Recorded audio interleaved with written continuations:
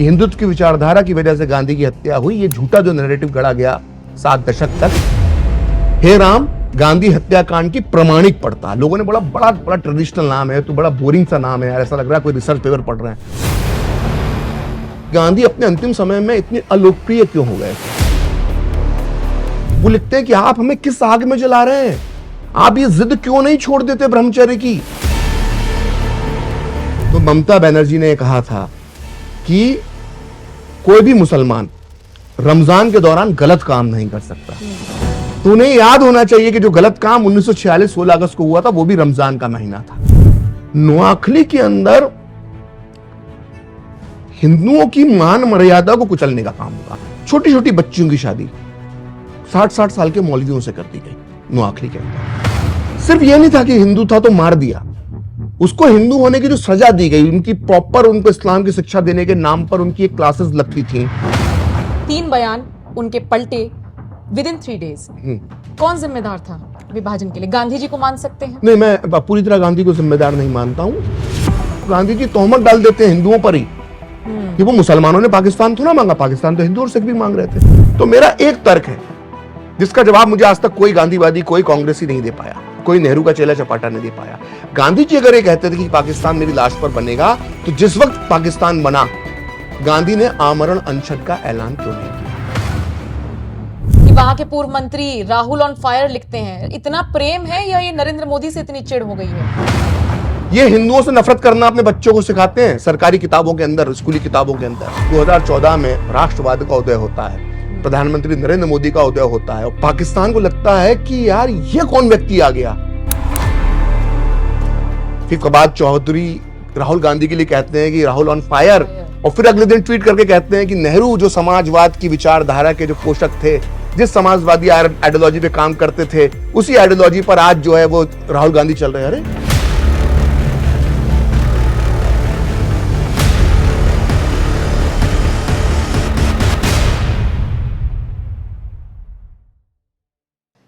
नमस्कार, स्वागत है आप सभी का। आप देख रहे हैं एनएमएफ न्यूज और आपके साथ मैं हूं नम्रता चौधरी। अगर आप थोड़े बहुत भी पढ़ने के शौकीन हैं तो ये हे राम, ये किताब आपने पढ़ी होगी। और ये मैं दावे के साथ इसलिए कह रही हूं क्योंकि अमूमन प्रखर जी मुझे इतना पढ़ने का शौक नहीं है, लेकिन ये किताब मैंने भी पढ़ डाली। Thank you. इतनी सारी चीजों को आसान शब्दों में पिरोना और मुझ जैसे इंसान को भी समझाना, मैं अपने आप को बहुत नीचे इसलिए ला रही हूं क्योंकि मैं पढ़ने की शौकीन नहीं हूं, लेकिन मुझे पढ़ती गई और जब 3rd चैप्टर में आया कि इसका जिक्र हम 4थे अध्याय में करेंगे, तो मैं कहा फटाफट से पलट के 4थे पे पहुंच जाऊं। तो ये तो इसकी मैंने तारीफ में इसलिए कहा क्योंकि मुझे अच्छा लगा पर्सनली। Thank you. अब सवाल ये उठता है कि ये मुद्दा ही प्रखर श्रीवास्तव ने क्यों चुना?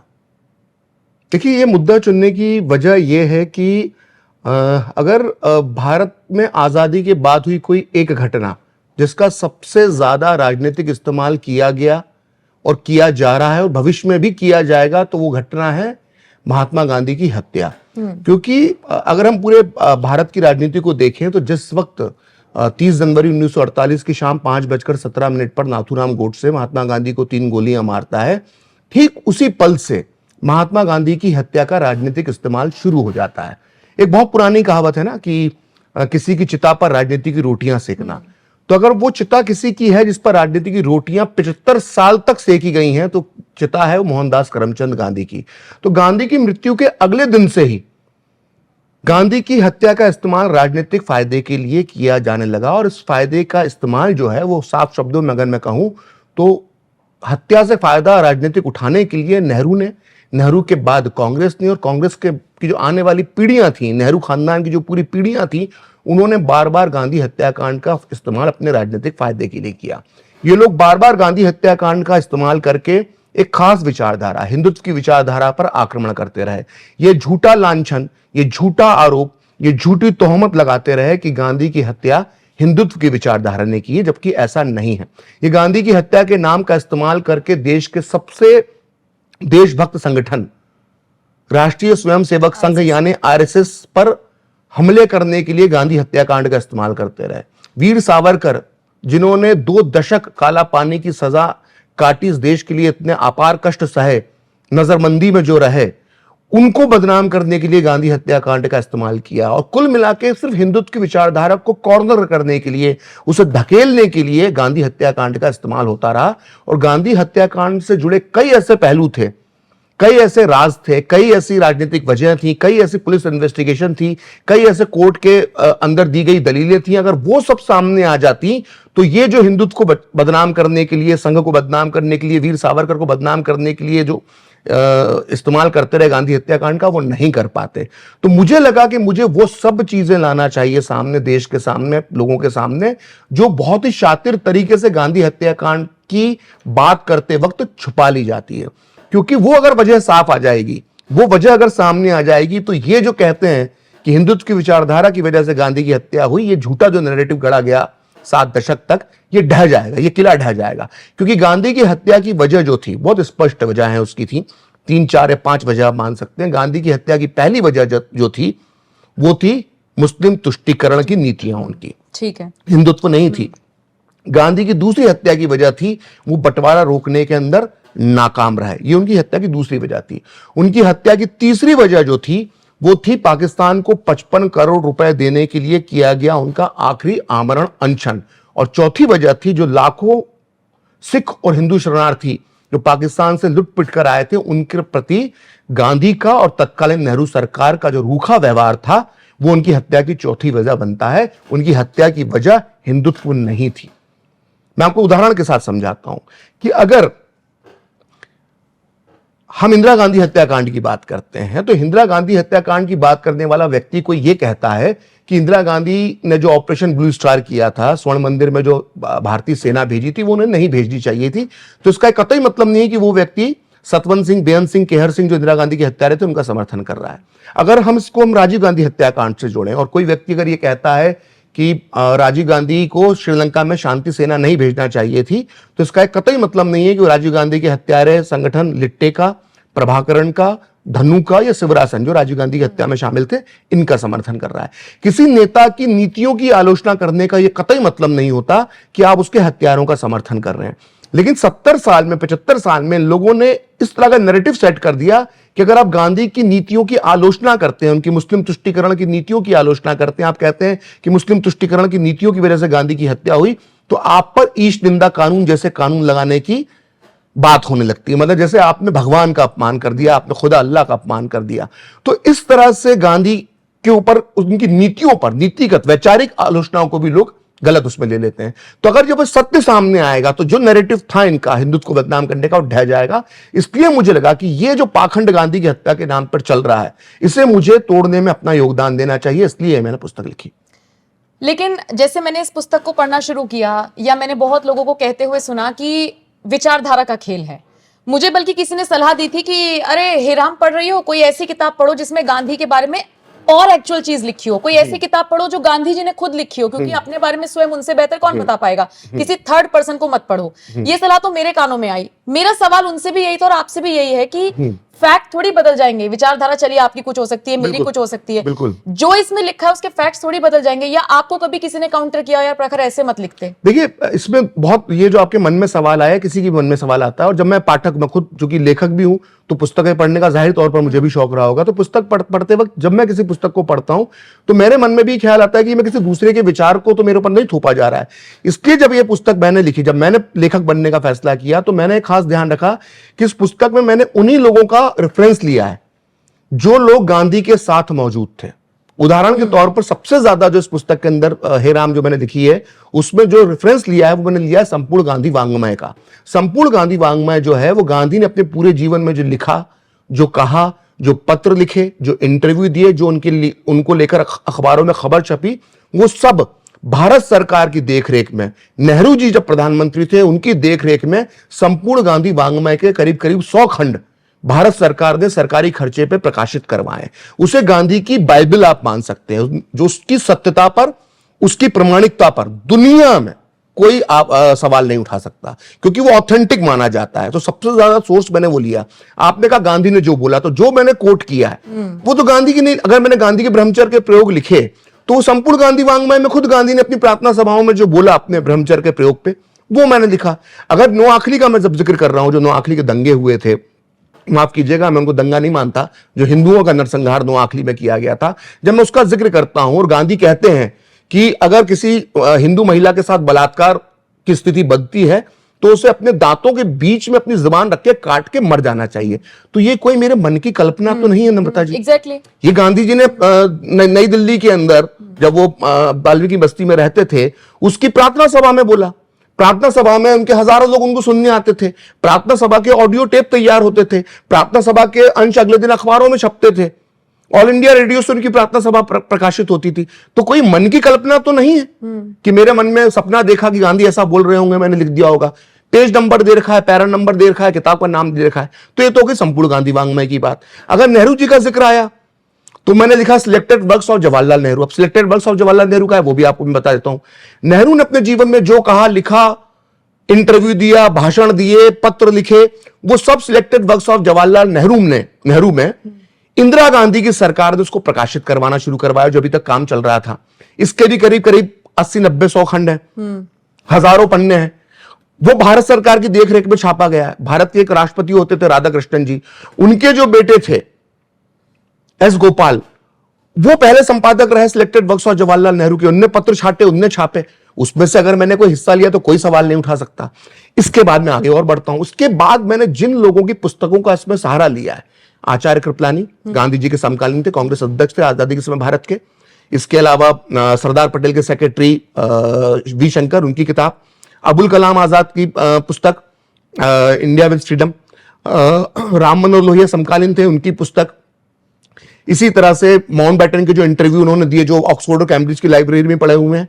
इसके अलावा माउंटबेटन के साथ जो उनके प्रेस सेक्रेटरी थे, वो ऐसे करते करते 600 रेफरेंसेस हैं, 600 मैं कह सकता हूं पुस्तकें, रिपोर्ट्स और अखबारों की रिपोर्टिंग है जिसके हवाले से मैंने पुस्तक लिखी है। उस वक्त के जो गवर्नर थे वो जो वॉइस रॉय को अपनी रिपोर्ट भेजते थे उसका हवाला है। उस वक्त के जो प्रशासन के अधिकारी थे, आईसीएस अधिकारी होते थे अंग्रेज लोग, वो जो लिख रहे थे वो उसका हवाला है। उस वक्त के जो पत्रकार थे उन्होंने जो आर्टिकल छापे, जो अखबारों में छपा, वो उन सबका इसमें हवाला है। तो मैंने किसी भी ऐसे व्यक्ति को अपनी पुस्तक में कोट नहीं किया है जो गांधी का समकालीन ना हो। ये सारे वो लोग हैं जो अपनी आंखों से प्रत्यक्ष रूप से गांधी के जीवन को, गांधी की राजनीति को, उस वक्त के पूरे देश काल स्थिति परिस्थिति के वो हिस्सेदार थे। वो सिर्फ देख भर नहीं रहे थे, बल्कि भारत के उस वक्त के तात्कालीन जो राजनीतिक मंच था उसमें अपनी भूमिका निभा रहे थे, चाहे वो अंग्रेजों की तरफ से निभा रहे हो, चाहे वो इस तरफ से निभा रहे हो। और इन सब की जो विश्वसनीयता है, कोई इनके बारे में ये नहीं कह सकता कि ये संघ के एजेंट थे या ये हिंदू महासभा के एजेंट थे। ये वो लोगों का मैं हवाला दे रहा हूं इस पुस्तक में जो गांधीवादी विचारधारा के समर्थक थे। इसके अलावा पुलिस ने जो इन्वेस्टिगेशन की, जो कोर्ट का फैसला है, जो पुलिस की चार्जशीट है, जो कोर्ट में दलीलें रखी गई लोअर कोर्ट और हाई कोर्ट में, उसके बाद जो कपूर कमीशन इंदिरा गांधी और पहले लाल बहादुर शास्त्री के समय बनाया गया था, बाद में इंदिरा गांधी के समय उसने अपनी रिपोर्ट सौंपी गांधी हत्याकांड पे कपूर कमीशन, उसका इसके अंदर हवाला है। तो सत्यता पे, इसकी प्रमाणिकता पे कोई आवाज नहीं उठा सकता। इसलिए मैंने पुस्तक का नाम लिखा है हे राम, गांधी हत्याकांड की प्रमाणिक पड़ताल। लोगों ने बड़ा बड़ा बड़ा ट्रेडिशनल नाम है, तो बड़ा बोरिंग सा नाम है यार, ऐसा लग रहा है कोई रिसर्च पेपर पढ़ रहे हैं। तो मैंने कहा ये रिसर्च ही समझ लो आप इसको, मैं प्रमाणिक पड़ताल ही लिखूंगा, क्योंकि हम लोग तो टीवी पत्रकार है ना, तो हम बड़े लच्छेदार नाम देने की कोशिश करते हैं। टीवी शोज जो होते हैं हमारे, आपने भी टीवी न्यूज चैनल में काम किया, हाँ, जो कैची हो एकदम। लेकिन जब मैंने अपनी पुस्तक लिखी तो बहुत ही उसको कहते हैं ना एकदम प्रोफेसर वाला इसका नाम रखा मैंने। तो इसलिए रखा कि ये प्रमाणिक पड़ताल है और ये वो पड़ताल है जो आपसे छुपाई गई है। जी ने बता। लेकिन प्रखर जी, अब दिक्कत क्या है ना कि जो हमने पढ़ा, जो मैंने पढ़ा किताबों में, अपने सिलेबस में, मेरे विचार बदल गए इस पुस्तक को लेकर। इस पुस्तक को पढ़ने के बाद बहुत लोगों के विचार बदले होंगे। मैं अपने ऑफिस में भी ये बात करती हूँ। एक चैप्टर आता है जिसने मुझे सबसे ज्यादा झकझोरा, मुझे लगा ये क्या है, और वो चैप्टर था, वो अध्याय 4 ब्रह्मचर्य के प्रयोग, जिसका जिक्र आपने किया। उस वक्त भी सरदार पटेल ने सवाल उठाए थे कि नैतिकता के आधार पर ये सारी चीजें ठीक नहीं है। आज भी मैं ये सवाल उठाऊंगी कि अगर वो प्रयोग फेल हो जाता तो हम गांधी को महात्मा कह पाते? देखिए, बहुत ही विवादित विषय है। और जब मैं पुस्तक लिख रहा था तो मुझे पुस्तक लिखते वक्त जब मेरे चैप्टर्स में अपने जो कुछ मित्र थे या मेरे जो जिनको मैं इतिहास में अच्छा अपना जिनका मैं मानता हूँ कि बड़ा स्ट्रांग हैंड है जो लोग, उन सबसे जब मैं चर्चा करता था पुस्तक को लेकर तो ये सवाल उठाते थे कि यार जब आप गांधी हत्याकांड पे पुस्तक लिख रहे हो तो उनके ब्रह्मचर्य के प्रयोग का गांधी की हत्या से क्या संबंध है। ये सवाल सबने मेरे सामने उठाया। तो पहले मैं स्पष्ट कर दूं, क्योंकि लोगों के मन में आता है कि गांधी हत्याकांड पे पुस्तक है, ब्रह्मचर्य के प्रयोग गांधी के क्यों लिख रखे हैं। उसकी वजह है, मैं इस पुस्तक में जब पूरा 1946 से गांधी जी के जीवन का जब अध्ययन पेश करता हूं उनकी मृत्यु तक, तो ये लोगों को मालूम होना चाहिए कि गांधी अपने अंतिम दौर में, जब गांधी का जब अंतिम दौर जो आखिरी 2 साल थे उसमें उनकी लोकप्रियता जो थी उसका स्तर बहुत नीचे आ गया था। जिस पल नाथूराम गोडसे ने गांधी को 3 गोलियां बिरला भवन में मारी थी, उस वक्त अगर उनकी लोकप्रियता का जो ग्राफ था गांधी की लोकप्रियता पे मैं सवाल नहीं उठा रहा हूं, मैं गांधी की लोकप्रियता की तुलना गांधी की लोकप्रियता से ही कर रहा हूं। तो गांधी की जो लोकप्रियता का जो ग्राफ था वो 30 जनवरी 1948 की शाम 5:17 पर उनके पूरे जीवन काल के लोकप्रियता के सबसे निचले स्तर पर था। तो जब मैं पढ़ता हूं, जब मैं अध्ययन करता हूं, जब मैं कोई बात कहना चाहता हूं कि गांधी अपने अंतिम समय में इतने अलोकप्रिय क्यों हो गए थे, उसकी जब मैं वजहों की पड़ताल करता हूं, क्योंकि ये किससे आते हैं कि लोग रोज जब आखिरी आमरण अनशन कर रहे थे तो लोग नारे लगाते थे कि मरता है तो मरने दो, गांधी को मर जाने दो। कई अंग्रेज पत्रकार उस वक्त थे जब वो दिल्ली में घूमते थे तो लोग दिल्ली में सवाल उठाते थे कि अरे ये व्यक्ति मर क्यों नहीं जाता है। खुद लैरी कॉलिंस और डोमिनिक लापेयर ने फ्रीडम एट मिडनाइट में लिखा है कि दिल्ली की सड़कों पर यह सवाल पूछा जाता था कि आखिर ये गांधी कब मरेगा। तो गांधी की जो लोकप्रियता गिर रही थी उसकी वजह क्या थी, उसकी वजह में एक ब्रह्मचर्य के प्रयोग भी आता है। क्योंकि गांधी जब नोआखली के अंदर थे और नोआखली के अंदर जब वो अपनी का अहिंसा सफल नहीं हो पा रही थी, वो लोगों को प्रेरित नहीं कर पा रहे थे, तो उनके मन में एक ख्याल आया नोआखली में कि मेरी अहिंसा कहां खड़ी हुई है, मेरी अहिंसा का वो असर क्यों नहीं हो रहा जो अब तक होता रहा था। क्योंकि ये खुद मौलाना अबुल कलाम आजाद लिख के गए हैं अपनी पुस्तक इंडिया विंस फ्रीडम में कि पहले गांधी की छोटी से छोटी अपील का असर हो जाता था, लेकिन अंतिम समय तक आते उनकी बड़ी से बड़ी अपीलों का असर नहीं होता था। खुद गांधी आत्ममंथन करते हैं और वो ये पाते हैं कि मेरी अहिंसा कहां खड़ी हुई है वर्तमान परिवेश में। तो उनको ये कहीं ना कहीं महसूस होता है कि शायद मेरे तप में कोई कमजोरी आ गई है, और वहां वो एक बार फिर ब्रह्मचर्य के प्रयोग करने के लिए अपनी पोती, जो उनके भतीजे की पोती थी मनुबेन को, वो नोआखली बुलाते हैं और वहां पर उनके साथ ब्रह्मचर्य के प्रयोग वो शुरू करते हैं। लेकिन इसी दौरान वो ब्रह्मचर्य के प्रयोग जो हैं वो लीक होना शुरू हो जाते हैं। कुछ गांधी कैंप, जो उनका पूरा गांधी का जो कैंप था, बहुत लोग सोचते हैं कि गांधी का कैंप अलग, गांधी के जो आसपास लोग रहते थे उनकी पूरी मंडली जो थी, जो उनकी कोठरी थी, लोग सोचते बड़े अच्छे होंगे सब गांधीवादी, वैसे ही ऐसा नहीं था। मानवीय बुराइयां उन सब में अंदर मौजूद थी, उनके अंदर भी जलन के भाव होते थे। तो वो जो स्त्रियां जो गांधी के आसपास थी, जिनके साथ कुछ स्त्रियों के साथ वो पहले भी ब्रह्मचर्य के प्रयोग वो कर चुके थे, तो वो मनुबेन के खिलाफ षड्यंत्र बुनना शुरू कर देती। नहीं तो सुशीला बेन भी हैं जिसके अंदर असतुल्लम एक होती थी, वो भी हैं। खुद मनुबेन उस दौरान अपनी डायरी लिखती थी। वो आपने कहा कि कैसे भरोसा कर लें, तो मनुबेन जो थी, मनुबेन नाबालिग थी, तो मनुबेन के साथ जो गांधी के साथ दिनचर्या उनकी जो होती थी उसको रात में वो दर्ज करती थी। और गांधी ने उनसे कहा, अभी आप कोई कह सकता है कि मनुबेन हो सकता है मन से झूठ लिख रही हूं, कोई सवाल उठा सकता है ना। तो गांधी ने एक दिन मनुबेन को बुला के बोला, भैया कि तुम मनु, जो तुम डायरी लिखती हो, चूंकि तुम नाबालिग हो और ये भविष्य में कोई इसके ऊपर सवाल उठा सकता है कहीं तुमने मन से तो नहीं लिख लिया, तो प्रतिदिन डायरी लिखने के बाद मुझसे इस पे हस्ताक्षर ले लिया करो, मेरे हस्ताक्षर इस पे ले लिया करो। तो मनुबेन दिन भर अपनी डायरी लिखती थी जिसमें गांधी के साथ गांधी ने क्या किया, मैंने क्या किया, क्या प्रयोग हुए, किसने मुझे क्या बोला, किसकी चिट्ठी आई, किसने क्या किया, वो सब लिखती थी और गांधी उस पर अपने हस्ताक्षर करते थे। ये मनुबेन की डायरी नेशनल आर्काइव में पड़ी हुई है। जिसको भी प्रखर श्रीवास्तव में शक है वो नेशनल आर्काइव में अपील डाले, एक आसानी से मिल जाती है, 150 रुपए फीस लगती है एंट्री की, जाके मनुबेन की डायरी पढ़ ले, मैं झूठा साबित हो जाऊंगा। तो मनुबेन ने जो लिखा उसके आधार पे मैं बात कह रहा हूं। तो वो जब उन्होंने ब्रह्मचर्य के प्रयोग किए, जो मनुबेन लिखती हैं कि गांधी जी ने अपनी एक आम सभा के अंदर ये बोल दिया कि मैं अपनी पोती के साथ सोता हूं, तो इसको लेके हड़कंप मच गया।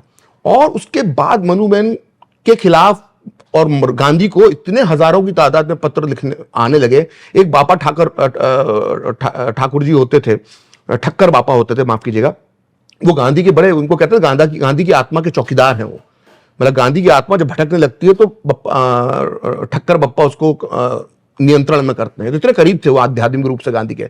तो वो चिट्ठियों का पूरा बोरा भर के लाए नोआखली, जिसमें गांधी के लिए अश्लील गालियां लिखी थी, मनुबेन के लिए अश्लील बातें लिखी थी कि आप इस उम्र में अपनी पोती के साथ ये क्या प्रयोग कर रहे हैं। देखिए, हम आज 2024 में जब ये बात कर रहे हैं तो हम समझते हैं कि हमारी सोसाइटी बड़ी मॉडर्न हो गई है, हमारी सोसाइटी बहुत एक वोकिज्म इसमें आ गया है। लेकिन आज भी नम्रता जी, इस तरह के प्रयोग को कम से कम भारत का जो समाज है वो इसको परमिशन नहीं देता है। प्रयोग भी, और प्रखर जी आप और मैं खुलकर इस पे बात भी नहीं कर सकते हैं। मतलब हम जब इस 2024 में, सोचिए जब 1947-48 में गांधी जी ने खुलासा किया होगा स्वयं अपने मुंह से, तो उस वक्त के समाज में कितनी तीखी प्रतिक्रिया होगी। आपने खुद सरदार पटेल की चिट्ठी का जिक्र किया, तो सरदार पटेल जो चिट्ठी लिखते हैं गांधी को नोआखली में, वो लिखते हैं कि आप हमें किस आग में जला रहे हैं, आप ये जिद क्यों नहीं छोड़ देते ब्रह्मचर्य की, आप मुझे हम लोगों किस आग में जला रहे हैं। सोचिए, मुस्लिम लीग अगर इसको मुद्दा बना लेगी तो क्या होगा, हम किस मुहाने में हमारी आजादी खड़ी हुई है और आप इस तरह के प्रयोग कर रहे हैं।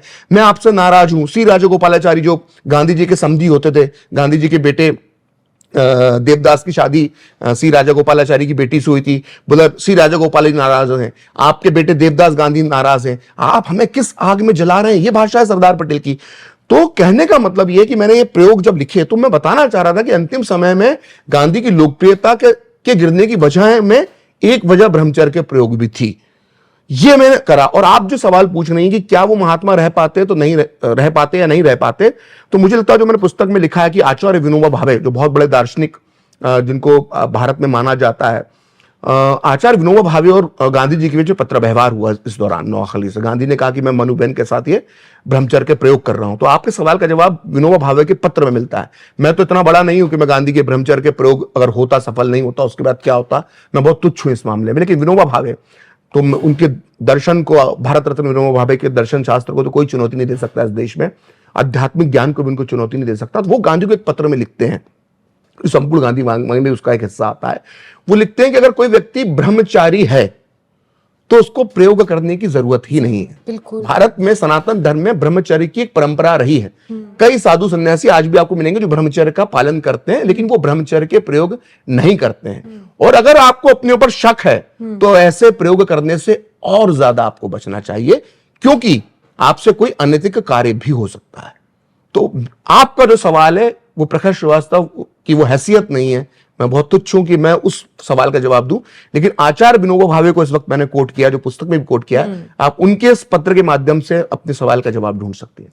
अच्छा, नोआखली का आपने जिक्र किया 2-3 बार। नोआखली में जो कुछ भी हुआ वो आप उसे नरसंहार कह रहे हैं, और अभी जो हमने संदेश खाली में देखा, ये सवाल मेरा इसीलिए है क्योंकि प्रेजेंट सिनेरियो में हमने संदेश खाली में बहुत कुछ देखा। उस वक्त मुख्यमंत्री शायद सोहरावर्दी करके हुआ करता था, और अभी एक तस्वीर निकल कर आई शेख शाहजहां की। तो बदला तो बहुत कुछ नहीं है, अभी भी हिंदू औरतें जो हैं परेशान हो रही हैं। उस वक्त भी गांधी जी ने कह दिया था कि आप अपने दांतों से अपनी जीभ दबा लीजिए, और हालात अभी भी वहां पर ठीक नहीं है। दो चीजें, इसको थोड़ा सा और नोआखली के अलावा मैं डायरेक्ट एक्शन डे पर भी आना चाहूंगा कि उसको मैं ममता बनर्जी के साथ जोड़ना चाहूंगा। देखिए, क्योंकि आपने सोहरावर्दी की बात की, जो समय मुख्यमंत्री था, और वर्तमान में ममता जी दीदी है वहां पर मुख्यमंत्री है बंगाल की। तो जब 16 अगस्त 1946 को डायरेक्ट एक्शन डे होता है, तो वो रमजान का 17वां रोज होता है। हाँ, ठीक है। 17वें रोज बदर की लड़ाई हुई थी। एक इस्लाम के अंदर बहुत अहम घटना इस्लामी इतिहास की मानी जाती है कि बदर की लड़ाई हुई थी। तो 16 अगस्त इसलिए नहीं चुना गया था कि 16 अगस्त 1946 का दिन है। मुस्लिम लीग ने डायरेक्ट एक्शन डे की घोषणा 16 अगस्त 1947 को इसलिए की गई थी क्योंकि वो रमजान का 17वां रोज था। उस दिन बदर की लड़ाई हुई। तो इस्लामिक इतिहास में उसकी एक बहुत महानता है, उसको महान एक लड़ाई माना जाता है। और पैम्फलेट बांटे गए थे कि रमजान का 17वां रोज है, इस दिन हम डायरेक्ट एक्शन डे कर रहे हैं और हमें बद्र की लड़ाई से प्रेरणा लेना चाहिए, और जिहाद और इस तरह की बातें की करके पूरे कलकत्ता के अंदर बांटे गए थे। और उसके बाद डायरेक्ट एक्शन डे होता है, हिंदुओं का नरसंहार कलकत्ता के अंदर होता है। हालांकि वो 3-4 दिन ही चल पाता, फिर हिंदू जब पलटवार करते हैं वीर गोपाल पाठा के नेतृत्व में, तो मुस्लिम लीग की धज्जियां उड़ जाती हैं। तो कहने का यह मतलब है, मैं इसलिए इस बात का उल्लेख कर रहा हूं कि अगर आप पिछले साल जाएंगे जब रामनवमी के जुलूस पर पत्थर फेंका था कलकत्ता में, हावड़ा में, और रमजान भी चल रहा था, तो ममता बनर्जी ने कहा था कि कोई भी मुसलमान रमजान के दौरान गलत काम नहीं कर सकता। तो उन्हें याद होना चाहिए कि जो गलत काम 1946 16 अगस्त को हुआ था वो भी रमजान का महीना था। तो ये सोहरावर्दी और ममता बनर्जी वाली आप इस बात को आप जैसे भी लेना चाहें समझ सकते हैं। अब आते हैं हम नोआखली पे। तो नोआखली में पीर गुलाम सरवर वहां का स्थानीय नेता था, और यहां पर शाहजहां शेख है संदेश खाली का। तो पीर गुलाम सरवर जो था, जब देखिए नोआखली का बैकग्राउंड ये है कि जब कलकत्ता में डायरेक्ट एक्शन डे हुआ तो कलकत्ता में 20-25% मुस्लिम आबादी थी, बाकी हिंदू आबादी थी। तो उतनी तादाद में हिंदुओं को मार नहीं पाए, तो सुहरावर्दी और मुस्लिम लीग जो थी उस जगह चुनी नोआखली। नोआखली में जस्ट उलट आंकड़ा था, वहां पे 20% हिंदू थे और 80% मुसलमान थे। तो वही संदेश खाली वाली स्थिति। तो जब पीर गुलाम सरवर जब पहला भाषण देता है नोआखली के दंगे को भड़काने के लिए, तो पूरा टारगेट हिंदू महिलाओं पे करता है।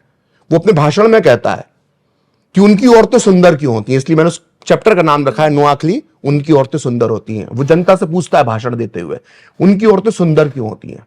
क्योंकि वो हमसे बेहतर खाना खाते हैं। मतलब वहां भी महिला को ऑब्जेक्ट बनाया उन्होंने। और उसके बाद वही महिलाओं के लालच में कि हमें इनके साथ निकाह पढ़ने का मौका मिलेगा, इनके साथ हम गलत कार्य कर पाएंगे, उसी से भीड़ जो है वो प्रेरित तो नहीं कहूंगा, कुप्रेरित होती है और नोआखली के अंदर वो नरसंहार करने निकल जाती है, जो काफी महीनों तक चलता है। तो नोआखली और संदेश खाली की जो मॉडस ऑपरेंडी है, उसको आप जब पढ़ेंगे तो आपको बहुत कुछ बदला हुआ नजर नहीं आएगा। और इसी तरह से महिलाओं को शिकार बनाया गया। नोआखली का दंगा सिर्फ हत्या तक सीमित नहीं था। हत्या तो बहुत आसान होता है नम्रता जी, किसी व्यक्ति को मार दो तो उसके दुख कष्ट जो है वो सब चले जाते हैं उसके साथ। नोआखली के अंदर हिंदुओं की मान मर्यादा को कुचलने का काम हुआ। मतलब अगर आप नोआखली के जब दंगों की डिटेल पढ़ते हैं, क्योंकि मैंने तो पुस्तक में से 35-40 पन्ने लिखे हैं, मैं तो हजारों पेज की रिपोर्ट से गुजरा हूं। जो उस वक्त के गवर्नर बरोज ने, जो बंगाल के गवर्नर थे, उन्होंने वायसराय और जो ब्रिटेन भेजी थी, उस रिपोर्ट के जब मैं पन्नों से गुजरा हूं तो शायद आप सो नहीं पाएंगे। आप मतलब नोआखली के अंदर जो हुआ है, अगर आप उसको पढ़ना शुरू करेंगे तो आप उस ट्रॉमा में पहुंच जाएंगे, आप उस काल में पहुंच जाएंगे। आपके लिए वो एक मतलब मैं उसके लिए मेरे पास कोई शब्द नहीं है। मैं सिर्फ एक एग्जांपल देता हूं कि हिंदू धर्म में किसी भी चचेरे भाई बहन में, मेरे फुफेरे भाई बहन के बीच में शादी जैसी बात तो कम कल्पना ही नहीं कर सकते। हमारे यहां तो मतलब उससे बड़ा कोई पाप हो भी नहीं सकता। तो नोआखली में क्या किया जाता था, मतलब ये बड़ा दर्दनाक है कि पहले तो एक परिवार पे हमला किया, उसके कुछ आधे पुरुष सदस्य मार दिए गए और बाकी जो बचे उन सबको मुसलमान बना लिया गया। फिर उन बच्चियों की शादी, जो 12-12, 13-13 साल की बच्चियों की शादी थी, उनकी मौलवियों से करवाई जाती थी। छोटी छोटी बच्चियों की शादी 60-60 साल के मौलवियों से कर दी गई नोआखली के अंदर। तो एक परिवार का किस्सा मैं जो बता रहा हूं, जो मैंने भाई बहन वाली बात की, कि एक परिवार में एक व्यक्ति अपनी रिपोर्ट में लिख रहा है, जो गवर्नर ने अपनी रिपोर्ट में भी उसका उल्लेख किया है। वो व्यक्ति लिख रहा है, वो लड़का है, वो लिख रहा है कि वो उसने बताया, जो पुलिस को अपने बयान में और अंग्रेज अधिकारियों को बयान में बताया, बोले कि मेरी जो चचेरी बहन थी वो बहुत खूबसूरत थी। तो गांव के कई लोगों की नजर, जो जिन्होंने हम पे हमला किया था, कई गांव के कई मुसलमानों की नजर उस पर लगी हुई थी। तो उसकी शादी वो एक 60 साल के मौलवी से करवाना चाहते थे। तो मैंने गांव के जो एक समझदार बुजुर्ग थे मुसलमानों के, उनके सामने मैंने ऑफर रखा कि चूंकि अब हम मुसलमान बन गए हैं तो मैं अपनी चचेरी बहन से शादी कर सकता हूं। तो उस बूढ़े मौलवी से बचाने के लिए मैंने अपनी बहन से निकाह पढ़ लिया और 10 दिन तक, जब तक हमें आर्मी बचाने के लिए नहीं आ गई, हमने पति और पत्नी होने का ढोंग रचा। तो एक हिंदू लड़के के लिए अपनी बहन के साथ शादी करना दबाव में, इससे बड़ा कोई घृणित कृत्य, पाप कुछ हो ही नहीं सकता, शब्द नहीं है मेरे पास। तो ऐसी घटनाएं, ऐसे अत्याचार नोआखली की धरती पर बिखरे पड़े थे। ये कोई सिर्फ ये नहीं था कि हिंदू था तो मार दिया, उसको हिंदू होने की जो सजा दी गई, उनकी प्रॉपर उनको इस्लाम की शिक्षा देने के नाम पर उनकी एक क्लासेस लगती थी। सुबह से शाम तक जो उनको इस्लामिक वेशभूषा में रहना पड़ता था, गाय के मांस को उनको खाना पड़ता था, वो 5 वक्त की नमाज पढ़ रहे हैं कि नहीं पढ़ रहे हैं इस पर खास ध्यान दिया जाता था। तो पूरा नोआखली को जो है एक तरह से वो उन्होंने कैप्चर करके हिंदुओं पर बेइंतहा जुल्म ढाए। और गांधी फिर बाद में एक मलहम लगाने के लिए वहां पर नोआखली जाते हैं। तो नोआखली एक बहुत बड़ा टर्निंग पॉइंट है इंडियन हिस्ट्री में। और हम अभी भी देखते हैं कि हमने अपने इतिहास से शायद सबक नहीं सीखा। अगर सबक सीखा होता तो नोआखली की तरह फिर संदेश खाली नहीं होता इस देश में। बिल्कुल। और जब मैंने दोनों चीजों को देखा, पढ़ा, तो मुझे बहुत हद तक सिमिलैरिटी मिली। इसीलिए मुझे लगा कि जब आप आएंगे तो मैं ये सवाल आपसे पूछूंगी। चलिए वापस पुस्तक पर आते हैं। विभाजन का इसमें जिक्र हुआ है। गांधी ने बहुत कोशिश की कि उनकी इमेज ऐसी ना बने कि आगे जाके लोग बात करें कि मैं विभाजन के समर्थन में था। 3 बयान उनके पलटे विद इन 3 days। कौन जिम्मेदार था? विभाजन के लिए? गांधी जी को मान सकते हैं? नहीं, मैं पूरी तरह गांधी को जिम्मेदार नहीं मानता हूं, क्योंकि गांधी विभाजन के लिए जिम्मेदार नहीं थे। आप समझिए, गांधी विभाजन के लिए जिम्मेदार नहीं है, लेकिन गांधी जी जिम्मेदार है कि वो विभाजन नहीं रोक पाए। दोनों बातों में एक छोटा सा अंतर है। लेकिन जब हम एक व्यक्ति की ओर बात करें तो हम सीधी बात ना करें। हम किसी नतीजे में पहुंचने के पहले हमें किसी पे सीधे आरोप लगाने के बजाय हमें उस मुद्दे को समझना होगा। बिल्कुल। गांधी जी ने विभाजन का समर्थन नहीं किया, लेकिन गांधी जी चाहते तो विभाजन को रोक सकते थे, और यह प्रयास उन्होंने पूरी ईमानदारी से नहीं किया। मैं बहुत जिम्मेदारी के साथ कहता हूं, और आज पहली बार नहीं कह रहा, हर मंच पर यह बात कहता हूं। एक आजकल एक जुमला शब्द बहुत चलता है ना, जुमलेबाजी। तो मैं भारतीय राजनीति का कोई पहला जुमला मानता हूं तो वो जुमला था जो मोहनदास करमचंद गांधी के मुंह से निकला था, और वो जुमला था कि पाकिस्तान मेरी लाश पर बनेगा। पाकिस्तान की घोषणा होने से लेकर अपने पाकिस्तान बनने तक गांधी प्रतिदिन ये कहते रहे कि पाकिस्तान मेरी लाश पर बनेगा, पाकिस्तान मेरी लाश पर बनेगा, पाकिस्तान बनाने से पहले मेरे शरीर के 2 टुकड़े कर दो। लेकिन जब पाकिस्तान बनने की घड़ी आती है, जब लगता है कि पाकिस्तान पे मोहर लग सकती है, तब गांधी जी उस पाकिस्तान के निर्माण को, या कहें भारत के विभाजन को रोकने के लिए उस तरह का प्रयास नहीं करते हैं जिस तरह के वो दावे करते थे, या फिर उनसे उम्मीदें थी लोगों को उम्मीदें थी। तो विभाजन रोकने के लिए, विभाजन रोकने का सबसे पहले जो विभाजन के लिए तैयार हुए कांग्रेस में, वो सरदार पटेल तैयार हुए विभाजन के लिए।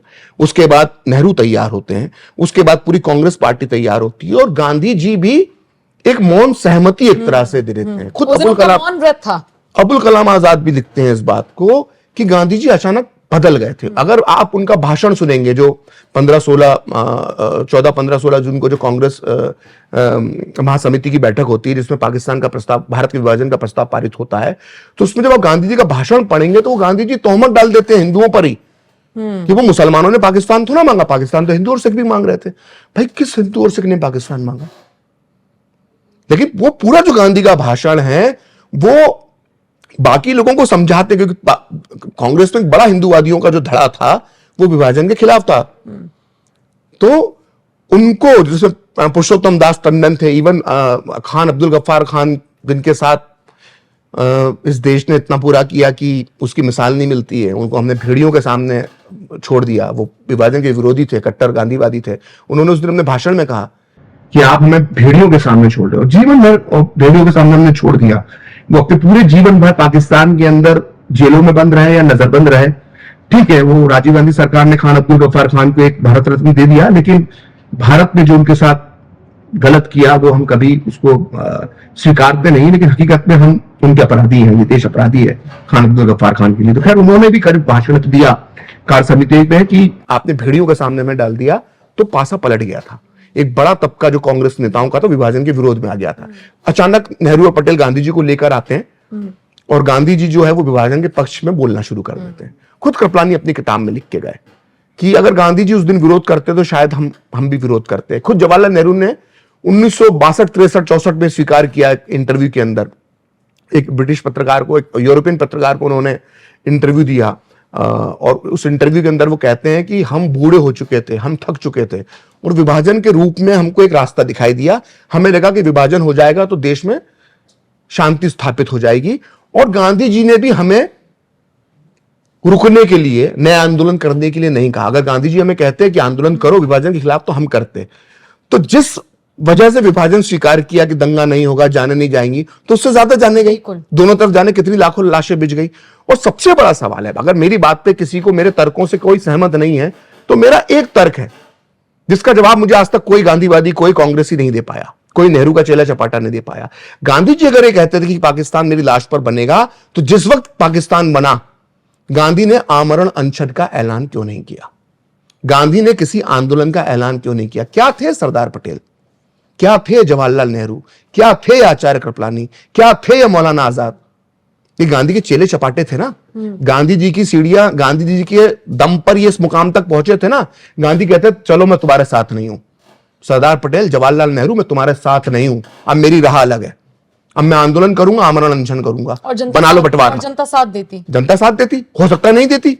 गांधी के कई आंदोलन फ्लॉप साबित हुए, लेकिन गांधी टकराए ना। जो व्यक्ति, मेरा सवाल यह है कि जो व्यक्ति दुनिया की सबसे ताकतवर सत्ता जो टेम्स के किनारे, लंदन के किनारे, लंदन में जो सत्ता बैठी थी, टेम्स के किनारे बैठी थी, टेम्स नदी के किनारे, उससे टकरा गया। दुनिया के सबसे ताकतवर सिंहासन ब्रिटिश राज परिवार से जो टकरा गया, जो चर्चिल से टकरा गया, वो इन दो चिले चपाटों से नहीं टकरा पाया। क्या थे जवाहरलाल नेहरू और सरदार पटेल गांधी के सामने? करते ना आमरण अनशन का ऐलान, करते ना कि चलो मैं आंदोलन कर रहा हूं। आती जनता? नहीं आती, कुछ भी हो सकता था। लेकिन आज हम ये तो कहते, इस टीवी डिबेट में ये तो बात ना कर रहे होते कि गांधी ने कुछ नहीं किया। तो जो सबसे बड़ी सत्ता से टकरा गया, वो अपने चेले चपाटों से नहीं टकराया, और फिर कहते हो कि आपके तर्क हमारे गले नहीं उतरते। तो जवाब, सवाल आपके सामने, जवाब भी आप ही ढूंढ लीजिए फिर। ठीक है।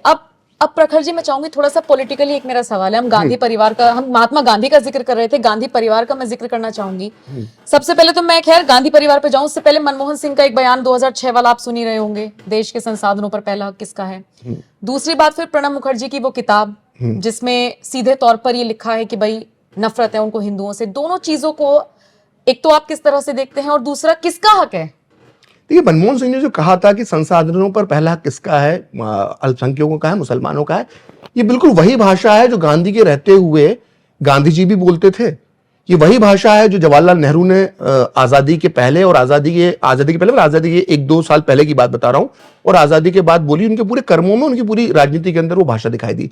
तो जो मनमोहन सिंह ने बोला, वो कोई गांधी और नेहरू से अलग नहीं बोला। मैं इस पुस्तक में कई आपको ऐसे एग्जाम्पल मिलेंगे।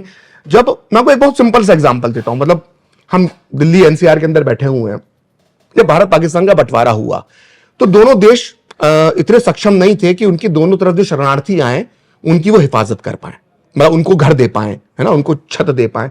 तो एक सहमति दोनों सरकारों के बीच में ये बनी कि जो भारत से मुसलमान पाकिस्तान गए हैं उनको वो घर दे दिए जाएंगे जो वहां के हिंदुओं ने खाली किए हैं, क्योंकि वहां के हिंदू इधर आ गए। और यहां जो हिंदुओं के, जो मुसलमानों के घर खाली हुए हैं, वो पाकिस्तान से आने वाले हिंदुओं को दे दिए जाए।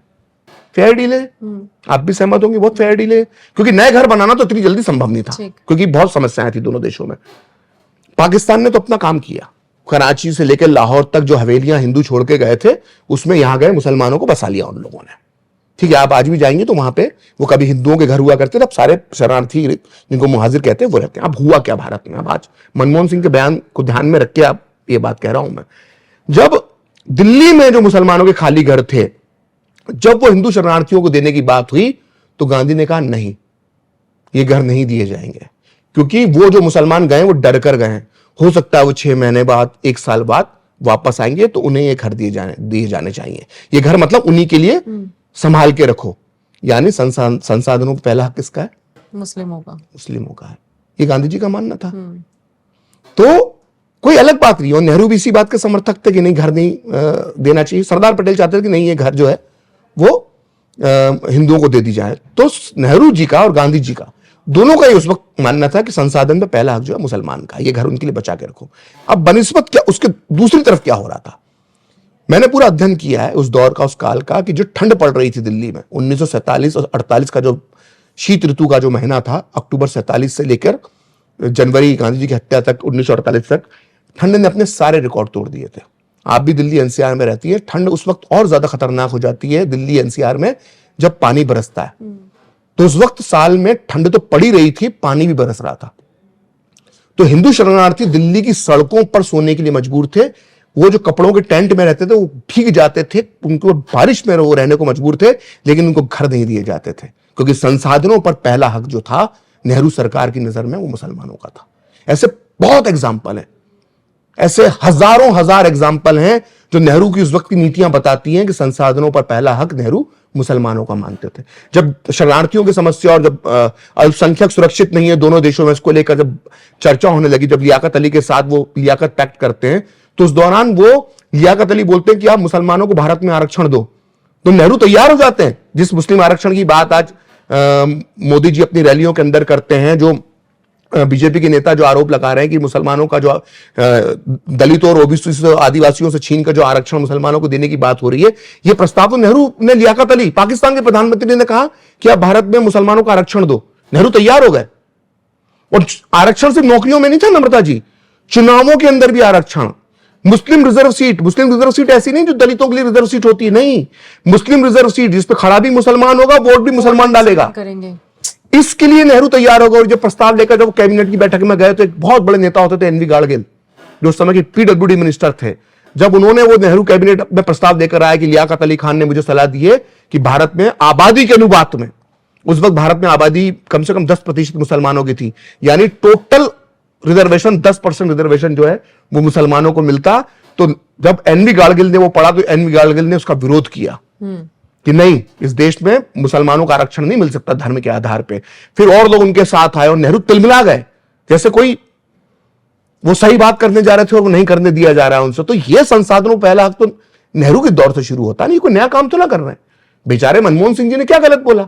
वो जो राजनीतिक तौर पर जिस विचारधारा से जुड़े हुए विचारधारा ये कहती है कि हिंदुओं से पहले संसाधन पर अगर किसी का हक है इस देश के तो मुसलमानों का। ये उस विचारधारा के पीढ़ी दर पीढ़ी विचारधारा को फॉलो करते आ रहे हैं। ये कोई मनमोहन सिंह ने अपने मन से तो ना बात कह दी थी।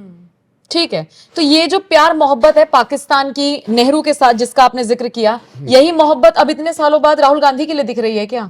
कि वहां के पूर्व मंत्री राहुल ऑन फायर लिखते हैं, इतना प्रेम है या ये नरेंद्र मोदी से इतनी चिढ़ हो गई है? ये ना पाकिस्तान की फितरत और जो एक जिहादी मानसिकता होती है ना, उसको समझना बहुत जरूरी है। देखिए, थोड़ा सा मैं इस पर समय लूंगा। बड़ा अच्छा सवाल पूछा है आपने। पाकिस्तान का जब निर्माण की बात जब होती है, जब जिन्ना पाकिस्तान प्रस्ताव लेकर आते हैं 1940 में, तो वो क्लियर कहते हैं कि कांग्रेस जो है वो हिंदुओं की पार्टी है। मोहनदास करमचंद गांधी हिंदुओं के नेता हैं, सरदार पटेल हिंदुओं के नेता हैं, जवाहरलाल नेहरू हिंदुओं के नेता हैं। ये भारत के नेता नहीं है, ये हिंदुओं के नेता हैं। सिर्फ मुसलमानों को नेता मैं हूं, मोहम्मद अली जिन्ना। यहां तक कि अबुल कलाम आजाद को वो कांग्रेस की डॉल कहते हैं, गुड़िया। वो कहते हैं डॉल है, ये पोस्टर बॉय है। पोस्टर बॉय शब्द आज का नहीं है, ये जिन्ना कहते थे मौलाना आजाद के लिए। तो जिन्ना जो पाकिस्तान में फाउंडर है, वो कहते हैं कि मैं मुसलमानों का इकलौता नेता हूं और ये सब हिंदुओं के नेता हैं। इसी आधार पर पाकिस्तान बनाते हैं। अब पाकिस्तान बन गया। पाकिस्तान को कुछ हमें 75 करोड़ रुपए देने थे, 20 करोड़ रुपए हम दे चुके थे जो उसके हिस्से के। 55 करोड़ रुपए हमने रोक लिए पाकिस्तान के। तब तक पूरा पाकिस्तान और पूरा पाकिस्तान का नेतृत्व, पूरी मुस्लिम लीग जिन्ना, गांधी को, नेहरू को, सरदार पटेल को पानी पी पी के कोसते थे सारे लोग। जैसे ही गांधी ने आमरण अनशन शुरू किया 55 करोड़ रुपए देने के लिए, तो पाकिस्तान में गांधी जिंदाबाद के नारे लगने लग गए। इस पुस्तक के अंदर पूरा लिखा है मैंने। पाकिस्तान के हिस्से का जो पंजाब है, वहां की विधानसभा के अंदर यह प्रस्ताव पारित हुआ कि गांधी जो हमारे लिए कर रहे हैं। पाकिस्तान के जो नेता संयुक्त राष्ट्र संघ में थे, जो कश्मीर पर बहस करने गए थे, वहां तक गांधी की तारीफ। जो गांधी उनको हिंदू बनिया लगता था, हिंदू बनिया शब्द मेरा नहीं है, ये जिन्ना इस्तेमाल करता था गांधी के लिए, हिंदू बनिया। वो हिंदू बनिया पाकिस्तानियों को भगवान लगने लगा। एक जगह पर तो कह दिया, पाकिस्तान के एक बहुत बड़े नेता थे मुस्लिम लीग के, गजनफर अली, उन्होंने तो यह तक कह दिया कि पूरे मानवता के इतिहास में भगवानों को अगर छोड़ दिया जाए, देवताओं को छोड़ दिया जाए, तो इससे बड़ा कोई इंसान पैदा नहीं हुआ। क्यों किया? ये हृदय परिवर्तन एक दिन में हो गया। वो हिंदू बनिया जिसको तुम जीवन भर गाली देते रहे, हिंदू हिंदू कहकर गाली देते रहे, बनिया के बनिया कहकर गाती रहे, गाली कहते रहे, मोहनदास करमचंद गांधी को, उसने जैसे ही 55 करोड़ रुपए के लिए अनशन किया तो वो आपका हीरो बन गया। ये पाकिस्तानी मेंटालिटी है। ये पाकिस्तानी जो जीवन भर उनके मैंने तो पूरा इंटरनेट पे इनके पूरा पाकिस्तान के बच्चों को क्या पढ़ाया जाता है इतिहास में, 6ठी 7वीं 8वीं 9वीं 10वीं 11वीं 12वीं में, वो मैंने पूरा दिख रखा है। ये हिंदुओं से नफरत करना अपने बच्चों को सिखाते हैं सरकारी किताबों के अंदर, स्कूली किताबों के अंदर। ये गांधी नेहरू को विलेन बताना शुरू कर देते हैं। लेकिन जब 2014 में राष्ट्रवाद का उदय होता है, प्रधानमंत्री नरेंद्र मोदी का उदय होता है, और प्रधान नरेंद्र मोदी जो पाकिस्तान को लेकर जो नीतियां बनाते हैं, तो पाकिस्तान को लगता है कि यार ये कौन व्यक्ति आ गया। तो इनको महात्मा गांधी भी अच्छे लगने लगते हैं, इनको नेहरू भी अच्छे लगने लगते हैं। फिर फवाद चौधरी राहुल गांधी के लिए कहते हैं कि राहुल ऑन फायर, और फिर अगले दिन ट्वीट करके कहते हैं कि नेहरू जो समाजवाद की विचारधारा के जो पोषक थे, जिस समाजवादी आइडियोलॉजी पे काम करते थे, उसी आइडियोलॉजी पर आज जो है वो राहुल गांधी चल रहे हैं। अरे वो नेहरू जिसको पानी पी पी के तुम्हारे परम पिता परमेश्वर मोहम्मद अली जिन्ना गाली बकते थे, जिस नेहरू को, आज उनके वंशजों को, आज उस देश के नेताओं को राहुल गांधी अच्छा लगने लग गया। क्यों? ये 55 करोड़ रुपए का जो एग्जाम्पल दिया, जो समझदार है उसके लिए इशारा काफी है। इनको वो लोग अच्छे लगते हैं जो पाकिस्तान के प्रति सॉफ्ट नीतियां बना के रखे। इन्हें मोदी जैसा व्यक्ति पसंद नहीं है जो पाकिस्तान को बता दिया कि उसकी औकात क्या है। 3-3 किलोमीटर लंबी आटे की लाइनें लग गई पाकिस्तान में। तो इनको ऐसा नेता पसंद नहीं है। इनको नेता तब पसंद आता है गांधी जैसा, जो 55 करोड़ रुपए देने की बात करे। इन्हें वो नेहरू आज अच्छा लग रहा है जो मुसलमानों के लिए 10% आरक्षण सरकारी नौकरियों चुनावों में देने वाला था। अब इसलिए इनको गांधी अच्छे लगने लग गए हैं, नेहरू अच्छे लगने लगे हैं, राहुल गांधी अच्छे लगने लगे। इमरान खान का संयुक्त राष्ट्र संघ के अंदर अभी 4 साल पुराना भाषण है जिसमें उन्होंने संघ का नाम लिया, आरएसएस का नाम लिया अपने भाषण में, संयुक्त राष्ट्र संघ के मंच पे गुरु गोलवलकर का नाम लिया, वीर सावरकर का नाम लिया और इनकी नीतियों की आलोचना करी और गांधी और नेहरू की तारीफ करी। पाकिस्तान का प्रधानमंत्री थे तब वो इमरान खान, पाकिस्तान का एक प्रधानमंत्री गांधी नेहरू की तारीफ कर रहा है। तो ये बदलाव कैसे हुआ? जो बदलाव, जो नीतियां है ना भारत सरकार की, तो इनको लग रहा है कि वही सॉफ्ट पॉलिसी जो थी हमारे लिए वही सही थी, तो ऐसे ही लोग आ जाए। ये उसकी जड़ में। ठीक है, तो प्रखर श्रीवास्तव जी, मुझे पता है थोड़ा सा वक्त की कमी है क्योंकि इतने मुद्दे और इतना ज्ञान का भंडार आप तो नहीं, ये इसमें कोई दो राय नहीं है कि आप तो बोलते ही चले जाएंगे।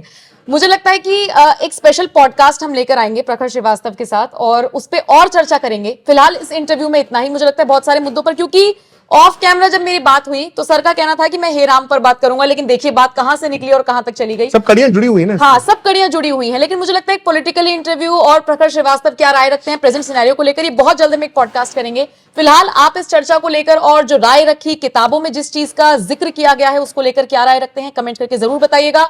और ये भी बताइएगा कि ये किताब आपने अब तक पढ़ ली है तो आपको कैसी लगी, और अगर नहीं पढ़ी है तो मंगवाइए। अमेज़न पर अवेलेबल है सर? जी बिल्कुल, अमेज़न पर अवेलेबल है, मंगवाइए और फिर बताइएगा कि कैसे विचार बदले आपके, जैसे मेरे बदले, बहुत लोगों के बदले। बहुत बहुत शुक्रिया इस इंटरव्यू को देखने के लिए। थैंक यू प्रखर जी आने के लिए। नमस्कार।